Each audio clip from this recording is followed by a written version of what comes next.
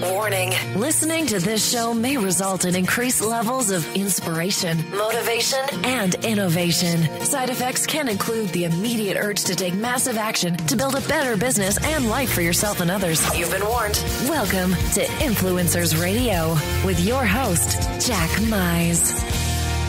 And welcome back to another episode of Influencers Radio. So today we're going to talk about something that I'm sure affects a lot of folks out here, whether it's you, family members, people you know. You can't escape it, and that is divorce. You know, you see it all around, and it's something that you know, I don't even know what the statistics are. It's always been 50% or higher of the second marriage. You know, I've always heard the old saying that divorce, all marriages, 100% of marriages are destined to end in divorce, except every now and then one of you dies before it happens. Maybe that's a pessimistic viewpoint of it. But the fact is, it does happen and it will continue to happen. And so many people think of divorce as this ugly thing, as this bitter thing. And there's no easy divorce. And you know, at best you'll come out with minor cuts and bruises. But the fact is, it doesn't have to happen that way. And today, that's what we're going to be talking about with my guest, Greg W. Anderson. Now, we're going to take a big leap here. Greg is known as the architect. In the world of online software solutions, Greg helps $100 million companies make sure that everything runs smoothly, make sure that the relationships between departments, make sure that it is a well-oiled machine. So, Greg, I want to welcome you to Influencers Radio and jump right into how does someone that's known and works with $100 million software companies get to be the go-to guy to help people that are going through divorce, or about to, or have all of a sudden make that a good divorce, make it a good experience and make the outcome more positive than they probably thought could be possible, at the end of it. Let's connect those dots. Greg, welcome to Influencers Radio. Perfect. Hey, well, thanks for having me on. So, how this all connected was I'm in the middle of doing my normal business and consulting, and I'm running along, and oops, a divorce is happening. Now, for me, it happened to be my second divorce. I got married when I was very young, pregnant, girlfriend, married, 18, divorced a little bit later. Got to feel how that situation worked out, what was good and what was bad. Later on in life, I get married again. Life is great. Businesses are booming, and it's happening again. And as that started to go, I started asking myself the question, like, why the heck can I have, you know, everything in order on the business side of things, but I can't seem to figure out how to manage my own life and manage my own marriage? And I started to go back and forth between what makes you successful in business, or a successful athlete, successful parent. What are all those key strategies that people use, and why does it work over here, and why in the heck am I not implementing it in the marriage side? So over about a year's period of time, I started working very hard at rebuilding my own relationship. And I wasn't rebuilding a relationship as in I wanted to get back together or marriage. I had children that I wanted to be healthy and happy. I had an ex that I didn't want to have all of these problems that I saw friends go through. So in reality, all I did was start taking all of the processes that work in every other area of life and then put them into, you know, rebuilding and recovering from a divorce. And you know, that's the first thing that I thought when I first started learning about, you know, your story and how you went through this. And I'm sure a lot of people think, well, who is Greg W. Anderson to think that he deserves to have a happy divorce? Right? Because that's what, you know, I thought about was, you know, people don't generally have, you know, they have neutral relationships. They have, I guess the big word, the nicest word I usually hear are amicable relationships. But you're talking about actually having a good, healthy relationship with not just your ex-wife, but her new husband, which I guess kind kind of flows down to your kids as well. And that's not something that people typically think of or even see when divorce is involved. And as common as divorce is in this country, it seems like somebody would have figured this out, but it sounds like you have figured this out. So let's talk about the fact that you're not, you said you weren't trying to fix the marriage or get back with your ex. You were looking at, this is the situation. I'm going to turn this into not just something that's easy to deal with. I'm going to turn it into a positive. You're going all the way the other way, that I'm going to turn this into a positive situation, right? And yeah, most people don't have that kind of mindset or even think that that's an option to have that. What's the first thing that you would say to someone that says, well, I don't even see how that's possible. The divorce is not a good thing. Something bad has happened. And there's a reason the divorce is hit. How do you get to that mindset? Well, for me, first, I don't necessarily believe that I ever have to be completely unhappy. There's bad circumstances and situations that happen, but I have the ability or the right or the want or the need or whatever to have a good life. Because if a situation didn't work, I didn't necessarily have to or think that I had to be doomed. In business, I would call this a disaster recovery plan. That's perfect. That's great. Yeah, so the world falls out. Something big just happened to your business, whatever that was.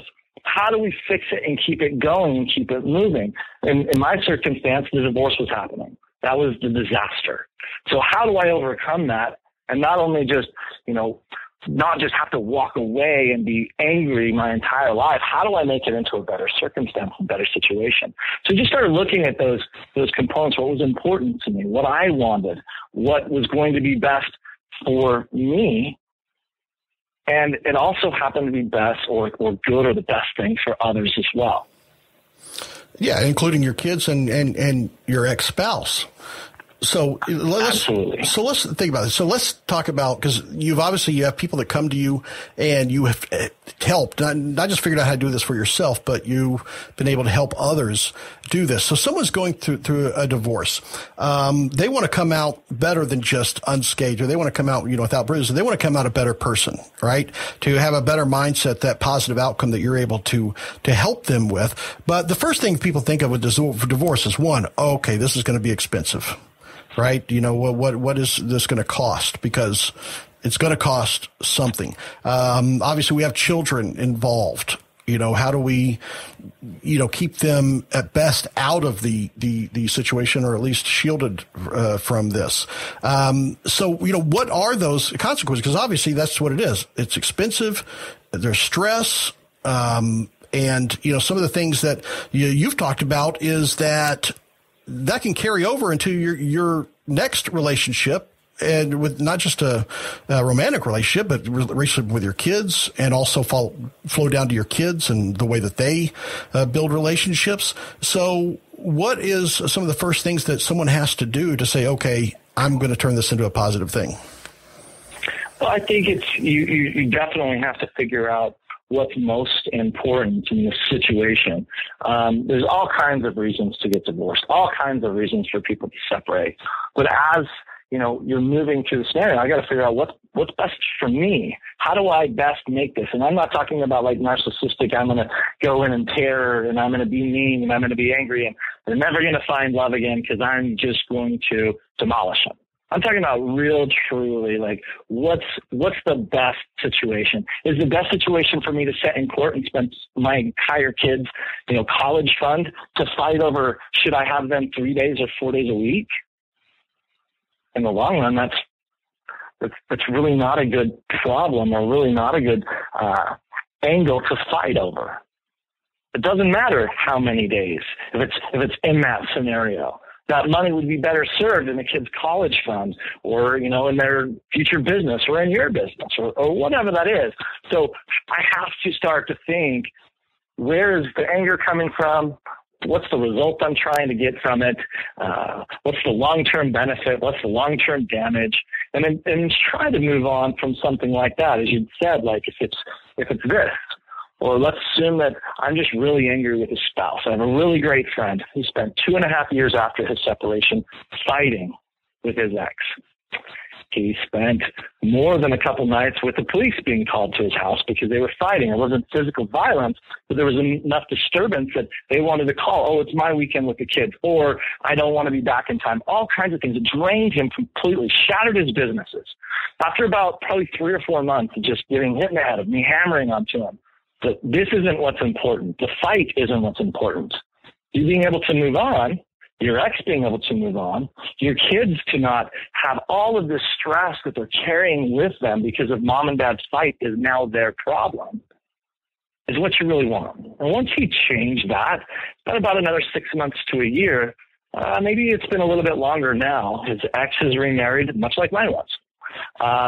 She happens to have a new baby that I saw a picture of him on Facebook probably 2 or 3 months ago, him sitting next to the baby, explaining to the world, look, 3 years ago, I was super angry. 3 years ago, we had police. 3 years ago, my business was like this. And here's how I've turned it around. And by just turning around that energy, saying, I don't need to be the bad guy. We don't need to fight. I want what's best for that other person. I loved them once. I don't want to shatter them. I want to see them move on. It changed his whole entire life, like the whole piece. He's been able to move on with the relationship as my ex did. She's moved on and remarried, and I'm more than happy for them. They found that next person. If we don't, and I have that anger and resentment inside of me, what's going to happen when I date the next person? And she says the same thing that my ex did that used to drive me crazy. Or she does the same things. Whatever that situation is, you will be triggered as an emotional response, and you will have those same problems. Yeah, not your current girlfriend. Oh, go ahead. No, it makes perfect sense. I mean, completely perfect sense in a logical, in a logical sense. But we know that these kind of relationships they get heated. There's passion, there's emotion around this. And so if I'm sitting here and let's take the common example of when this starts happening, I think the first probably phase is it's me against them, right? And it's an adversarial situation, which obviously is not going to move in a positive direction when it's, let's play the blame game. Who did this? And it really is me against them. So when you're in that situation, what's one thing that someone could do to work towards getting out of that really kind of damaging mindset or that framework that's in there? Because you talk a lot about the frameworks and changing that positioning and changing the boundaries and things like this. So how do you the first step to move out of that me against them to make this work? Well, the first step is realizing that you were a part of it. You are responsible you were part of a divorce. You're responsible for something that happened. Eventually, even if you had somebody that out of the blue did something crazy on you, I don't want to dive into what could cause a divorce because there's lots of things that could cause. But let's just assume that you think it's out of the blue. If you dove down far enough, you will find many things that you also did wrong. So you have to take responsibility for your own thing. You don't need to sit and fight. The second part is just what you said, is starting to create the boundaries. Now you ask for one thing, but it's kind of goes hand in hand. It's where it's saying, I know I'm responsible for part of the divorce. I don't need to talk to you about what my problem was or what my reasons or what I caused, and you don't need to talk to me about your causes. We don't have to fight over this anymore. We're getting a divorce already. Why do we keep fighting, that I didn't take the trash out on Thursday? I'm just going to take responsibility that I didn't take trash out. Can we just please stop that? That creates a boundary so that when you're communicating, you know what's appropriate and what's not. In a marriage, when you're married, all of our boundaries go as one. We're with that other person. Our whole lives changed. We were a single and now we're a couple. And now we're a single again. And a big mistake people think or make is not resetting those boundaries. You're a single again. You need to find what those healthy boundaries are. And by doing this, responsibility, not having to go the round of fighting, putting boundaries back together, these are like the first opening steps to allow you and your other spouse or other person to heal. Because it's so easy, just like what you said, it's so easy to get caught in that circle of just fighting over the same thing, and you're still never going to change the past. You can only change how you see your future. So it's almost like you have to draw this line and think, okay, here's pre-divorce and here's post-divorce. What happened then, and what happens now.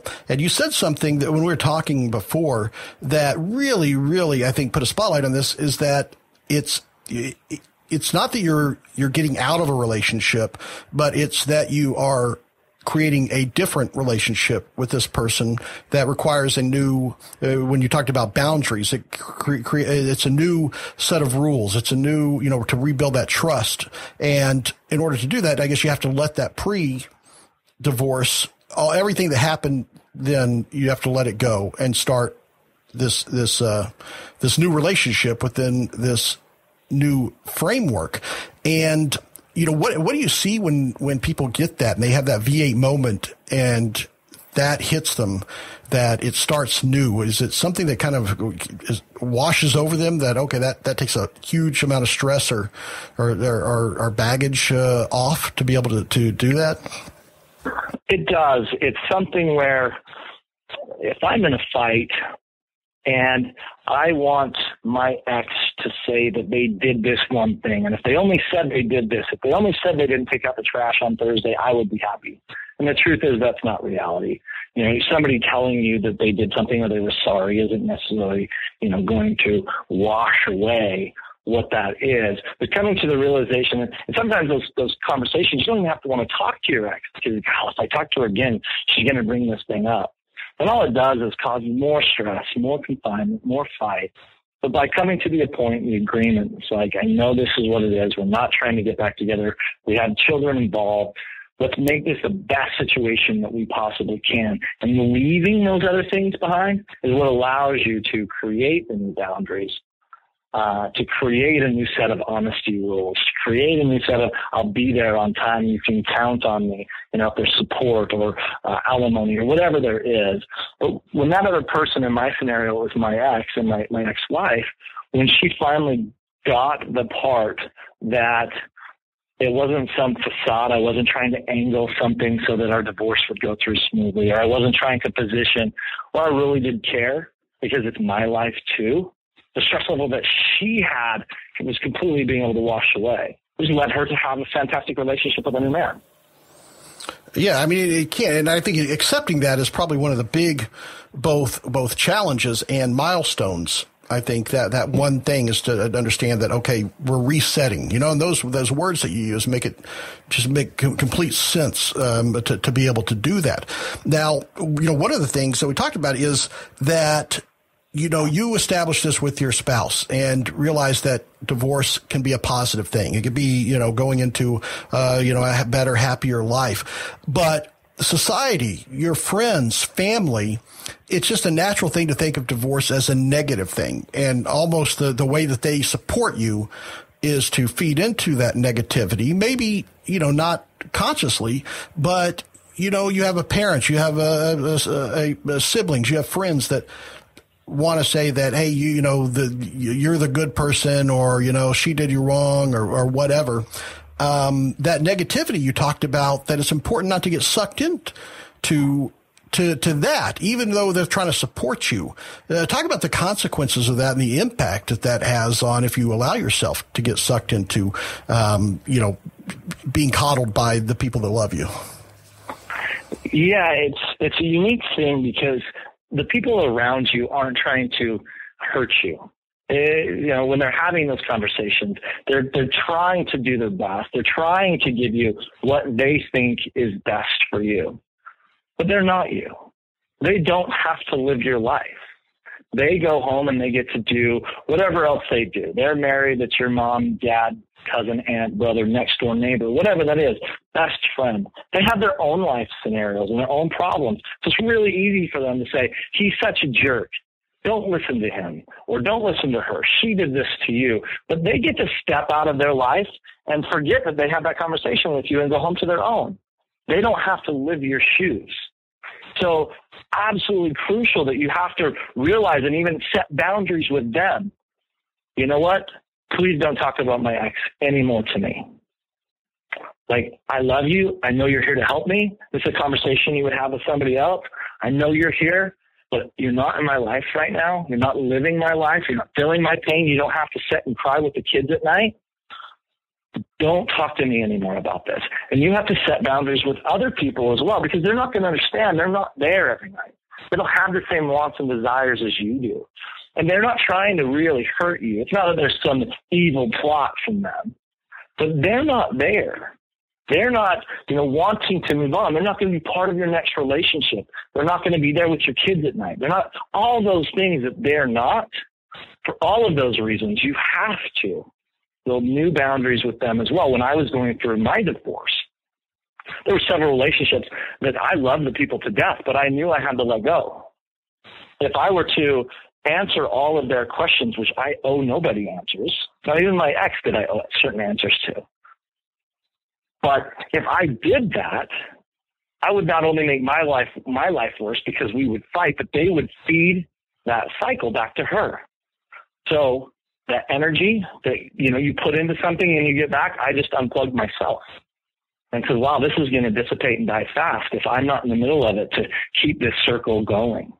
And it did. It wasn't easy. This isn't something that happened overnight, but over several months, rebuilding those boundaries and rebuilding the trust and stepping out of those other relationships is what led us to where we are now.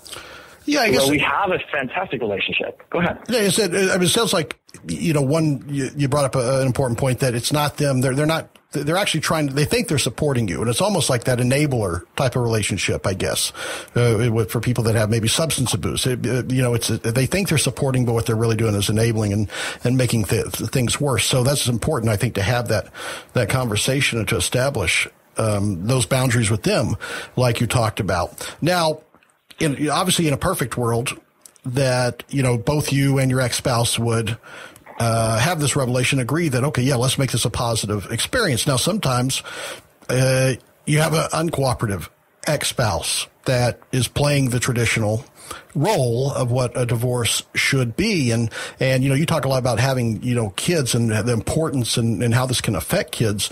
And something that people often see is even not intentionally or using the kids as, I guess you would call them pawns, but, talking negatively about the other parent or something like that, is something that isn't rare. It happens, quite a bit. What do you do to kind of fix that situation or to shift it more towards, a positive outcome? Yeah, the one thing that we're going to have to, eventually come to the reality is we can't control anybody else. I can only control my own life. I can't control my kids. I can't control my wife or ex-wife or girlfriend, boyfriend, next door neighbor, whatever, business partner. You can't control anybody. What you can control is your participation that happens in that. For me, I went through the same things, but except for a child. In the book, we outline this as the minivan therapy. This is every couple of days, my mom would take me to some gas station and we'd get a Coke and a candy bar and we would drive for 2 or 3 hours while she explained her problems. And she wasn't necessarily trying to baggage or burden me with something, but she was. So in this scenario, if I were getting a divorce and they're doing that to the children, and I go back and ask Dad and say, Dad, why did you, do these things? My dad didn't say anything.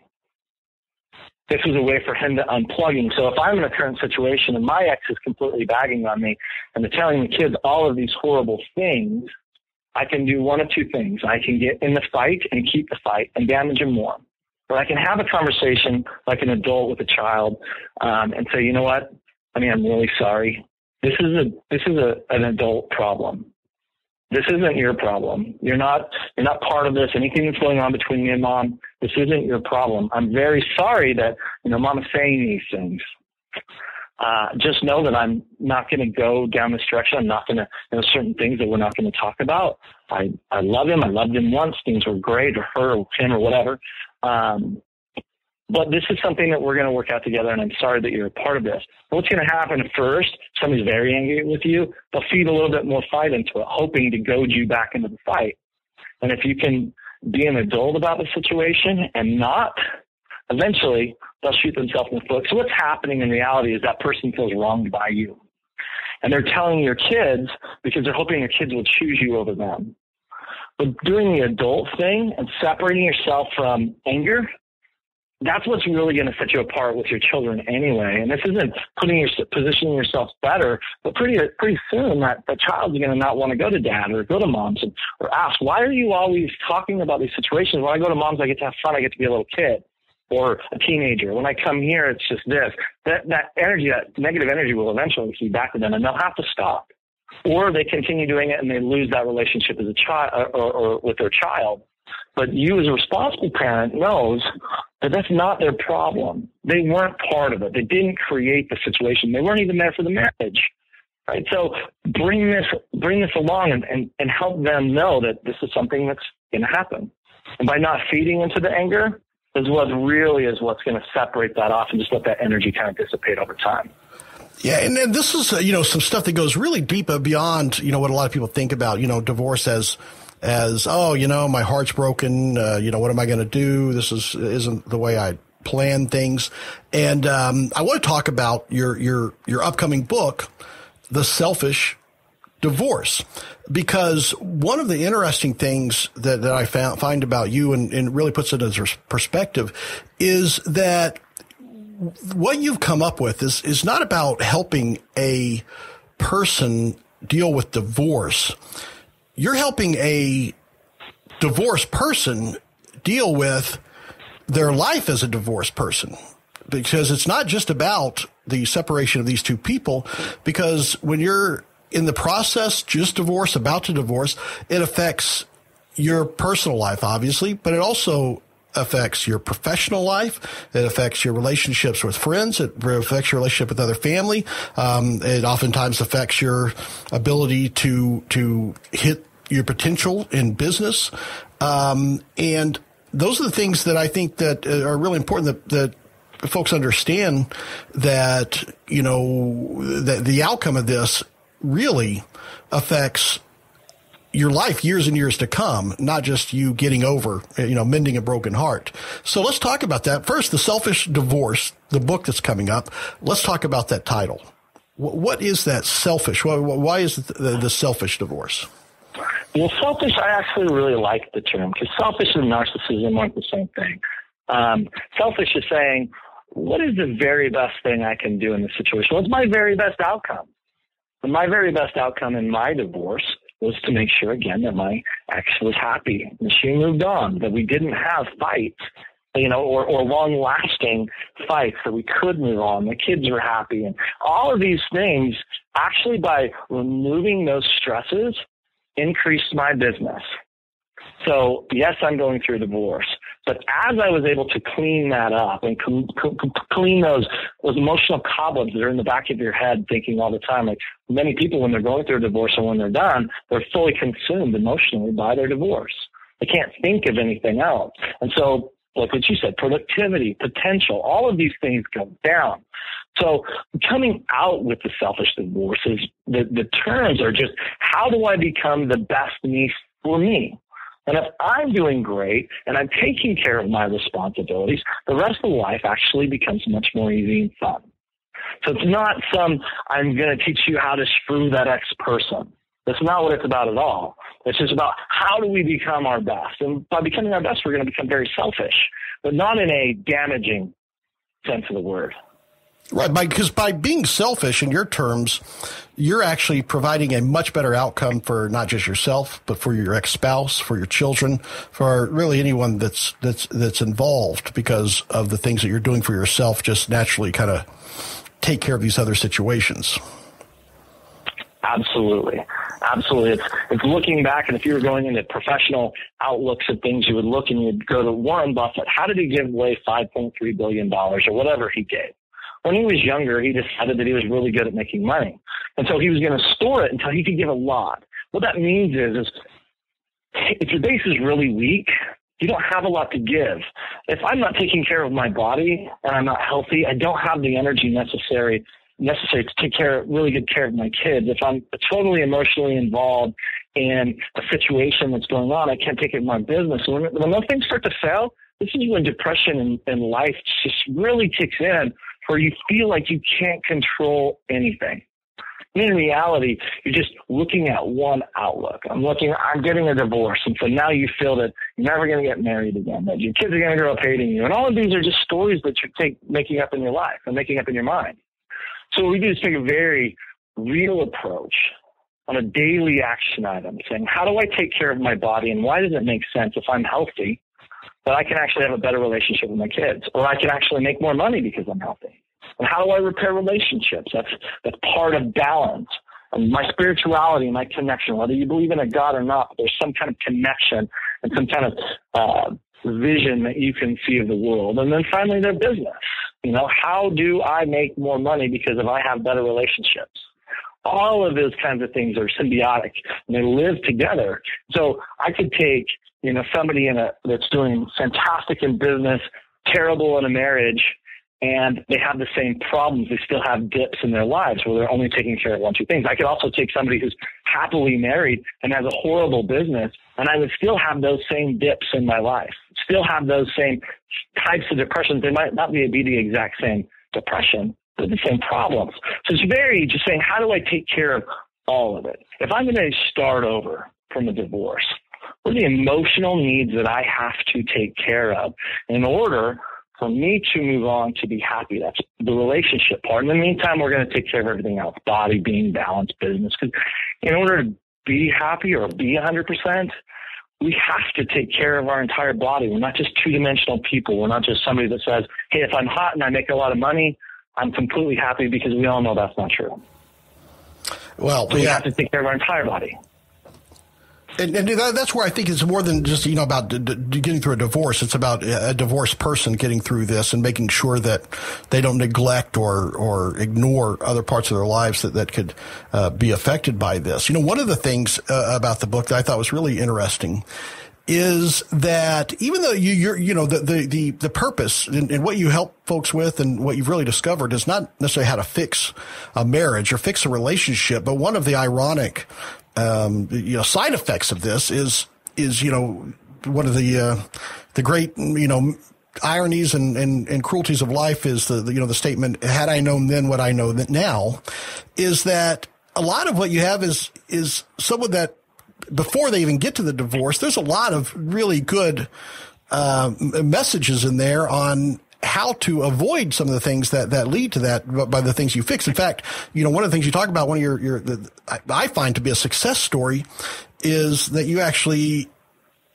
this information helped the current husband of your ex-wife. Did I say that right? Yeah, you did. You actually advised your ex-wife's then, I guess, boyfriend, fiance, they weren't even married yet, advised him, and that advice led to them actually, having a great relationship and eventually getting married, right? Yeah, I know it's a funny scenario, a funny story to be able to put it this way, but as I'm trying to fix myself and fix my life, I started uncovering things that I wasn't doing.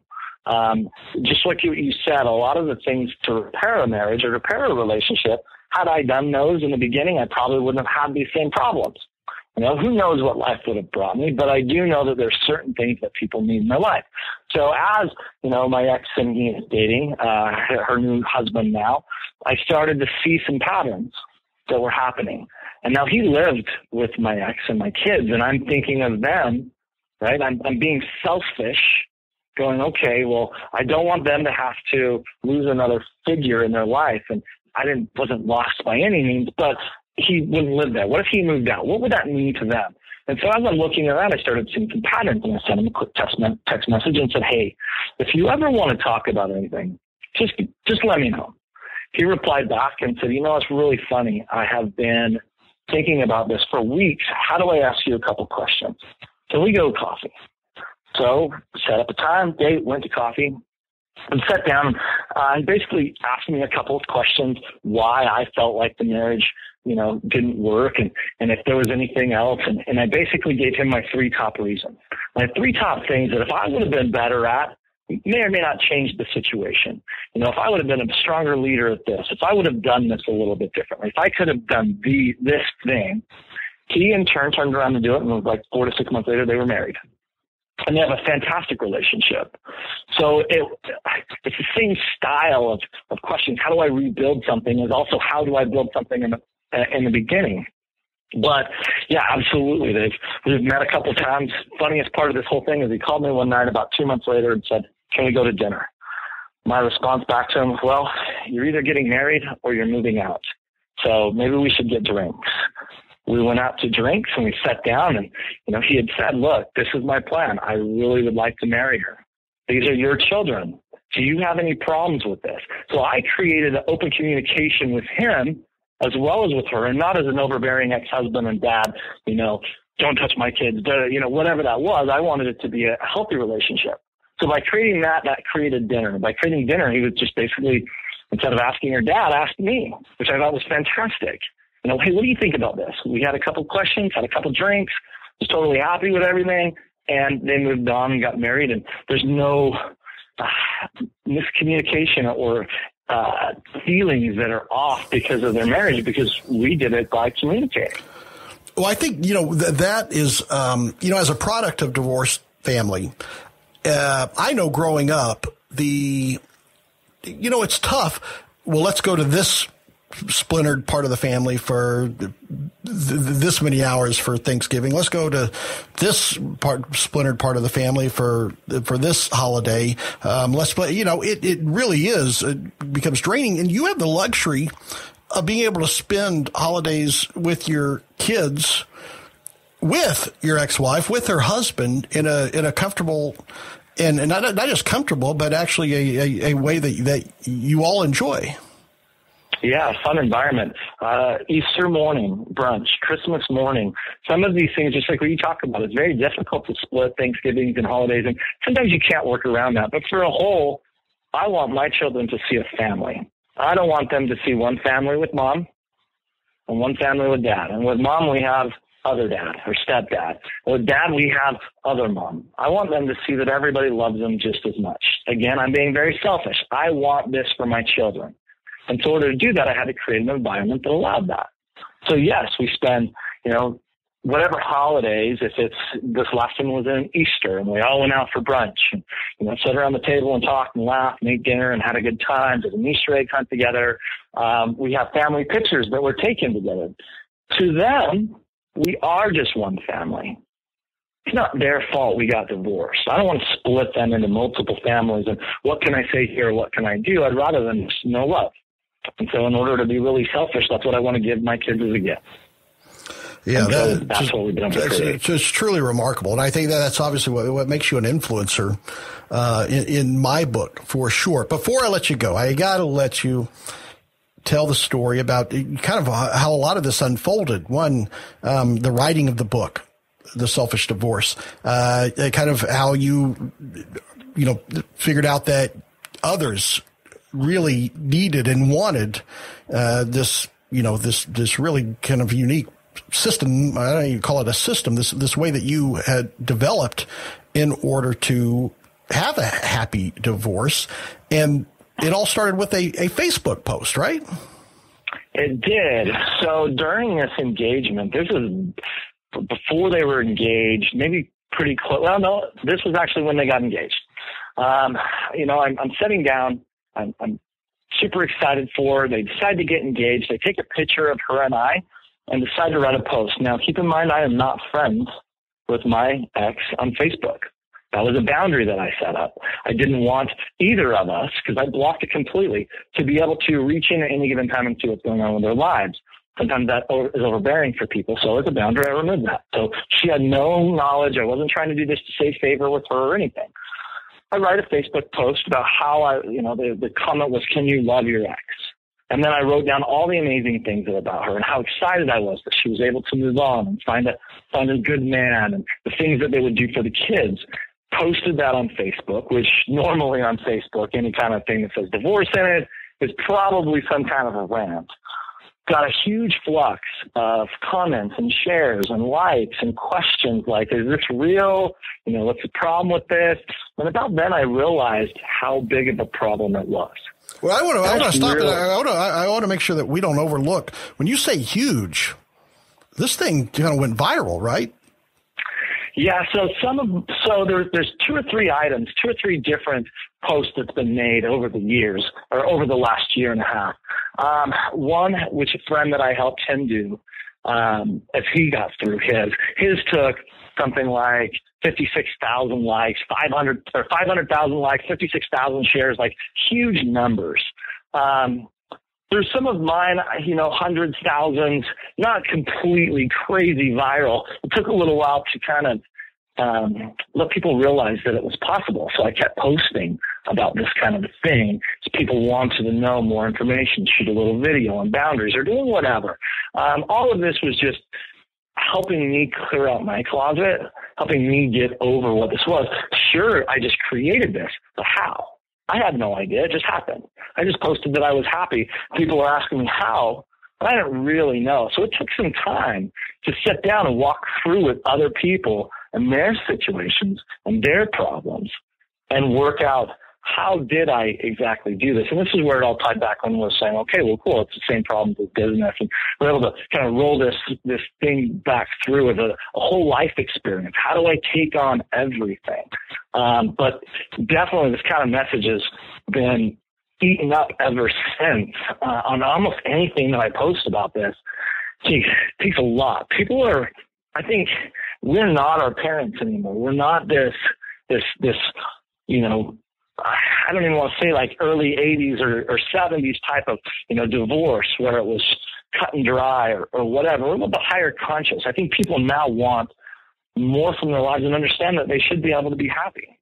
This is really recent, last few years, that the people have really been searching for something, a different way to say, I understand that this was over. But now what this does for me is it allows me to build what I really want in the future. I can't help the past. That thing is done. Hopefully they tried their best at their marriage, but it ended. And this is a new opportunity to go forward. And so it really has been hundreds of thousands of just different people likes and shares and comments and how do I do this kind of thing that made me actually step forward. The book was because of just a friend of mine said, you know what, you really need to write a book. A lot of people you could help a lot of people with this. And then from there, created other kinds of programs and events to help people just really learn how they can instill this in their life. It's a remarkable story and the amount of people that you've been able to reach and touch, because there's a lot of people that are in this situation that are relatively young. They're kids, or they have a lot of sharing and growing with their family to do, and it can make a dramatic difference in the happiness for not just them, but their family and the people around them. So it's just remarkable the things that you are doing. So you have the Selfish Divorce book is coming up. You do other things because the demand is clearly for the information and the the mindset and the things that you've put together to enable people to have this kind of positive outcome when they're dealing with divorce. Has made it very popular. So let me give you a little shout out to get even more people finding out about what you're doing.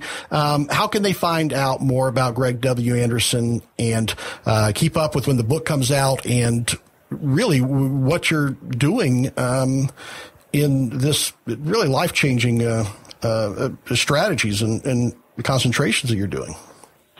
Yeah, absolutely. The easiest way to follow up and just see what's coming in next, lots of free content, just lots of content that's just meant to just help people get through there. Connect with me through my Facebook fan page. That's Greg W. Anderson, or on Facebook, Greg W. Anderson. Additionally, for the book, you can reach out, and that's theselfishdivorcebook.com. I'll be able to find out more information or stay tuned for that release, which is any day now. It's just a matter of scheduling at this point. And one of the terms that I like to say that just kind of wraps this together is just, we really want to have it all. We're getting divorced. It happened, but I want to have what's next. I want to be happy. I want to realize what my problems were in the past and move on and have a great relationship. So there's very much of a having it all type of an approach of rebuilding your life. Well, I got to say, you certainly made it possible for a lot of folks to do that by sharing what you went through and how you came out the other side in a very, very positive outcome. So I want to thank you very much for coming on to Influencers Radio today and sharing this information with everyone. Oh, you're very welcome. Thank you so much for having me. Oh, yeah. Well, folks, there you have it. Greg W. Anderson, The Selfish Divorce. Keep an eye out on that. And like I say, even if you are in a marriage and no signs of divorce, you're going to be able to pick up some pretty good tips on how to keep it that way. So check that out for sure. So until next time, for Influencers Radio, remember, you are the only real game changer. You've been listening to Influencers Radio. To get all past shows and updates on future shows, visit influencersradio.com today or follow us on Facebook at facebook.com/influencersradio.